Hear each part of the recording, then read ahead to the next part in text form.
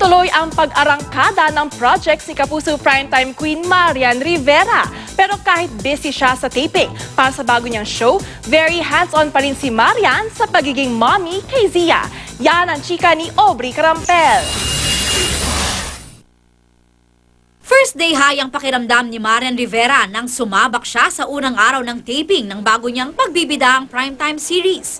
Hindi muna kami pinayagang kuna ng behind the scenes para hindi raw ma-preempt ang bagong look ni Marian bilang teacher. Kung hindi siya naging artista, dream daw ni Marian na maging isang guro. Looking forward ako talaga kanina na pumasok dito sa taping. Parang school lang, di ba? Oo. Na-excite ako. Makakasama ni Marian ang bagong kapusong si Matthias Rhodes, sina Meg Imperial, Gerald Napoles at Kim Domingo na nauna nang sinabing matagal na raw niyang gustong makasama si Yan sa soap. Gusto ni Marian na makilala pa ang ibang cast at magkaroon ng mga bagong kaibigan. Isa sa mga itinuturing na kaibigan ni Marian sa industriya ay si Maine Mendoza.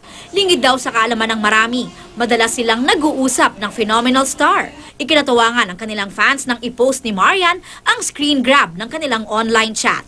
Iba din kasi yung tingin ko kay Min kasi parang totoong tao talaga eh. So, ang sarap ng mga ganong kaibigan. Kahit naman nasa taping, tuloy pa rin daw ang kanyang pag-breastfeed kay Zia. Magiging bahagi nga raw si Marian ng Hakab 2017 na isang public breastfeeding event sa Agosto. Kapag nanay ka, maraming pagbabago sa buhay at maraming mga point of view sa buhay ang mababago at talagang masasabi mo na gagawin mo lahat para sa anak mo. Aubrey Carampel, updated sa Showbiz Happenings.